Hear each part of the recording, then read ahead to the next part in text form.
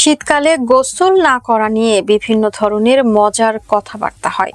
শীতের সময় কেউ কেউ 2-3 দিন ধরে গোসল করেন না, এমনটা প্রায় শোনা যায়।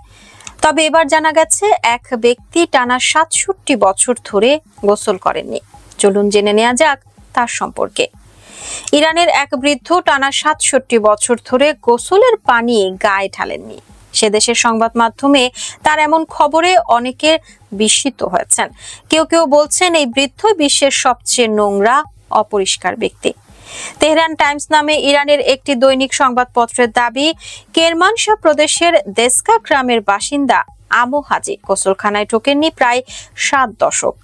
কেন গোসলখানায় ঢুকে আর 5টা মানুষের মতো গোসল করেন না তিনি? এ নিয়ে মানুষের মাঝে রয়েছে নানা কৌতূহল।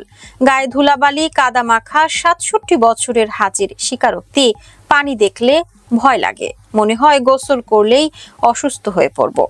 বছরের পর বছর ধরে গোসল না করা এই বৃদ্ধ অসুস্থ রয়েছেন বলে ইরানের সংবাদ মাধ্যম দাবি করেছে। তবে গায়ে মাথায় নিয়মিত সাবান শ্যাম্পুর ঘষা মাজা না হওয়াটা একটু অন্য রকমে রূপ হয়েছে তার। এত বছর ধরে সাবান শ্যাম্পুর ছোঁয়া না পেয়ে হাজির চেহারা বেশ এলোমেলো হয়ে গেছে।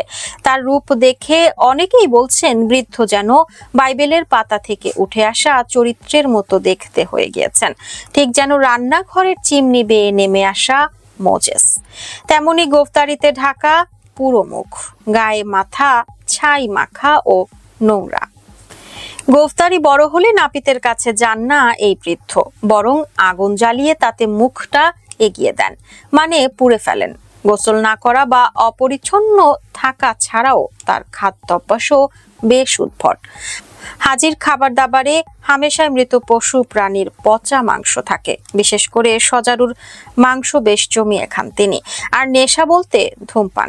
তবে তামাক খেতে একেবারেই পছন্দ করেন না, বরং পশুর মল শুকিয়ে ফুটি ফাটা পাইপে ঢুকিয়ে ধূমপান করেন।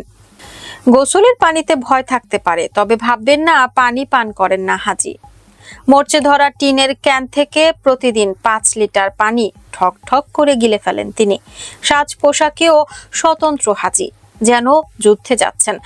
এমন হেলমেট মাথায়, তবে যুদ্ধ নয়, ঠান্ডার হাত থেকে বাঁচতেই এমন সাজ পোশাক বা খাবার দাবারের মতোই হাজির থাকার জায়গাও কম অভিনব নয়, যেন কবরখানায় ঢুকছেন এমন গর্তে থাকেন তিনি।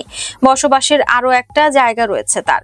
বৃদ্ধের থাকার জন্য ইটের সারি দিয়ে খোলা ছাউনি গড়ে দিয়েছেন গ্রামবাসীরা। হাজির জীবনযাপন একটু আলাদা মনে হচ্ছে। ইরানের সংবাদ মাধ্যমের দাবি, যৌবনে মানসিকভাবে আঘাত পাওয়ার পরই জনশূন্য জায়গায় বসবাস শুরু করেন তিনি। নিজের জীবনযাপনও বদলে ফেলেন বৃদ্ধ।